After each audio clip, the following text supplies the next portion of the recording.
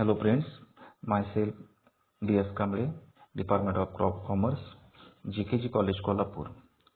Previous lecture we see the topic of internal check and voucher, and now we see the topic of verification. What is the verification? Verification means the procedure normally carried out at the year end to confirm the ownership, valuation and existence of items at the balance sheet date. In simple words, verification means proving the truth or confirmation.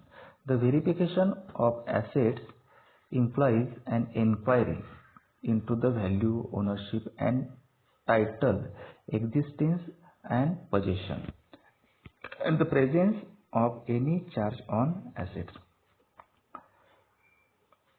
Valuation means to set the exact value of an asset on the basis of utility.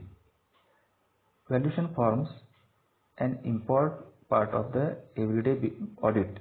It is the accuracy of balance sheet depends much upon how correctly the estimation of the value of various assets and liabilities has been made. Valuation of assets or verification of assets and liabilities would exhibit wrong picture of the financial affairs of a concern. The auditor has to see that the assets and liabilities appearing in balance sheet have been exhibiting their proper value. Verification आणि valuation याचा अर्थ काय येतो? तर verification म्हणजे तफावत जी असते त्याची तपासणी करणे आणि व्हॅल्युएशन म्हणजे मूल्यांकन करणे. ह्या बाबतीमध्ये पाहत असताना कोणत्या गोष्टीमध्ये जर तफावत आढळलेली आहे का, तफावत पडते का, बुक्स ऑफ अकाउंट्समध्ये नोंदवलेल्या नोंदी अगदी वॉचर्स प्रमाणे येतात का, किंवा जर त्याच्यामध्ये जर तफावत पडत असेल किंवा फरक पडत असेल, कशा पद्धतीचा फरक पडतो आणि कशामुळे फरक पडलेला आहे याचा शोध घेतला जातो. आणि व्हॅल्युएशनमध्ये काय केलं जातं तर मूल्यांकन केलं जातं. मूल्यांकन करत असताना एकतर सुरुवातीची किंमत एकतर कमी होत असते किंवा जास्त होत असते. कमी होणाऱ्या किंवा जास्त होणाऱ्या किमतीच्या आधारे काय फरक पडलेला आहे का त्या व्हेरिफिकेशनमध्ये, या सर्व बाबींची नोंद ही व्हेरिफिकेशन आणि व्हॅल्युएशनमध्ये होत असते. तर ह्या आता मेथड्स ज्या व्हॅल्युएशनच्या आहेत त्या कोणकोणत्या आहेत बघा.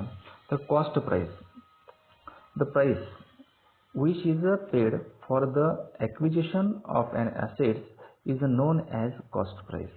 Of course, the expenses incurred in the purchase of an asset and its installation in its cost price. वस्तूची मूळ किंमत जी खरेदी किंमत जी असते ती नेमकी किती आहे किंवा तिला आलेला खर्च किती आहे त्याच्यामध्ये सुरुवातीला व्हॅल्युएशन केलं जातं. त्यानंतर मार्केट व्हॅल्यू, एकूण थोडक्यात काय कॉस्ट प्राइस मध्येच काय आलेला वस्तूचा उत्पादन खर्च विचारात घेऊन नंतर त्या पद्धतीनं वस्तूची किंमत ठरली जाते आणि त्याची तपासणी काय होत असते बघा या कॉस्ट प्राइस मध्ये होत असते. Market value, a value which an assets can fetch the market when sold is known or termed as market value. वस्तूची बाजारात किंमत कशा पद्धतीची असते, त्या ॲसेटची मार्केटमध्ये किंमत कशी असते त्याची तपासणी त्यामध्ये केली जाते. Replacement value, it is a price at which a particular assets can be replaced. The asset such a commission as commission, freight, etc. is included in such a value. Replace केलेली असते वस्तू त्याचं मूल्यांकन सुद्धा केलं जातं. त्यानंतर बुक व्हॅल्यू, वस्तूची मूळ स्वरूपातली म्हणजे पुस्तकात नोंद केलेली किंमत किती आहे. A value at which assets appears in the books of account is known as its books value. It is usually the cost less depreciation written off. Going concern or conventional value or token value, it is the equivalent to the cost less reasonable amount of depreciation written off. No notice is taken of any functional in the price of the assets. Reason for this is that these assets are acquired for use in the business and not for sale. Residual value, a value which will be realized in the market and received from the sale of an asset. It is known as it is reliable value. And scrap value, value which is obtained from the assets if it is sold or scrap. Valuation करत असताना वेगवेगळ्या वस्तूच्या ज्या किंमती ठरवल्या जातात त्या गोष्टींचा विचार केला. ह्यामध्ये मग आपण कॉस्ट प्राइस म्हणजे काय पाहिलं, मार्केट वस्तूची बाजार किंमत काय आहे, वस्तूची अदलाबदल करत असताना म्हणजे रिप्लेसमेंट कॉस्ट काय आहे त्याची, त्यानंतर त्याची वस्तूची बुक व्हॅल्यू, पुस्तकामध्ये नोंदवलेली किंमत काय आहे, त्याच्यानंतर टोकन व्हॅल्यू, ज्यावेळी आपण वस्तूची टोकन देत असतो त्यावेळीची व्हॅल्यू किती आहे, आणि स्क्रॅप व्हॅल्यू, आलेला सरासरी त्या ॲसेटचा स्क्रॅप व्हॅल्यू. आपण थोडक्यात इतर गोष्टी म्हणजे आपण वस्तू अगदी निकृष्ट झालेली असेल तर ती वस्तूची खराब झालेली किंमत आपण विक्रीस काढतो त्यावेळी त्याची स्क्रॅप व्हॅल्यू किती आहे हे सुद्धा पाहिलं जातं. Verification and valuation of different assets, ह्यामध्ये for the purpose of convenience we may divide the assets in the following category. Intangible assets, goodwill, patents, trademarks, copyrights. Fixed assets, land and building, plant and machinery, furniture and fixture. Floating assets, cash in hand, cash at bank, bills receivable, stock in trade, sundry debtors. ह्या ज्या fixed assets असतात किंवा intangible assets असतात किंवा floating assets असतात, यामध्ये काय काय येतं ते आपण आता पाहिलेलं आहे. इनटँजिबलमध्ये काय काय येतं बघा, goodwill, patents, trademarks, copyrights. Fixed ॲसेट्समध्ये काय काय येतं, land and building, plant and machinery, furniture and fixture. त्याच्यानंतर फ्लोटिंग ॲसेट्समध्ये कोणते येतं बघा, cash in hand, cash at bank, bills receivable, stock in trade, sundry debtors. थोडक्यात काय तर इनटँजिबल जे असतात त्याला अदृश्य असं म्हणतात.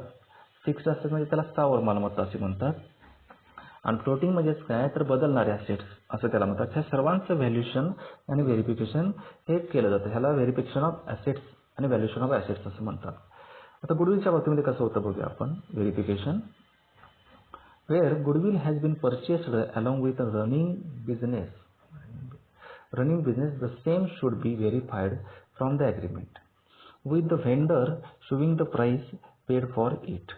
But when the amount is not specially fixed, the goodwill is the amount for the purchase of the business or the net assets taken over.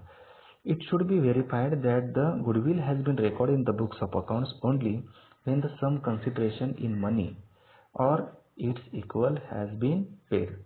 In case of partnership, the auditor should verify the changes made in the goodwill account from time to time on the basis of provision made in the partnership deed.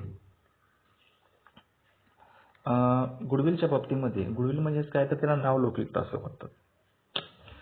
ज्या नावलौकिक गुडविलच्या नोंदी ह्या प्रत्येक बुक्समध्ये केलेल्या आहेत का आणि ते कशा पद्धतीने केलेल्या आहेत. व्हॅल्युएशन ऑफ गुडविल करत असताना त्याचं असणारी त्याच्या प्रेझेंट कॉस्ट असणाऱ्या त्या ॲसेटच्या असणाऱ्या प्रेझेंट कॉस्ट आणि पूर्वीच्या गुडविलच्या व्हॅल्यू ह्याचं व्हॅल्युएशन करून शेवटी गुडविलची कॉस्ट ही ठरवली जाते. त्यानंतर patents, the auditor should be examine the patents with the help of certificate which have granted such patent rights. The auditor should also ensure that the patents are registered in the same of claim. Patent must be valued at cost less depreciation. The patent should be written off in the period of 16 years, after which the right automatically lapses unless the term is extended. Copyrights. In verifying the copyrights, auditor should inspect the agreement between the auditor and the publisher. Trademark. Trademark can be verified by examining the assignment deeply by the office of the register of the trademark in case they have been purchased from the others. The auditor should vouch the expenditures incurred in connection with the acquisition.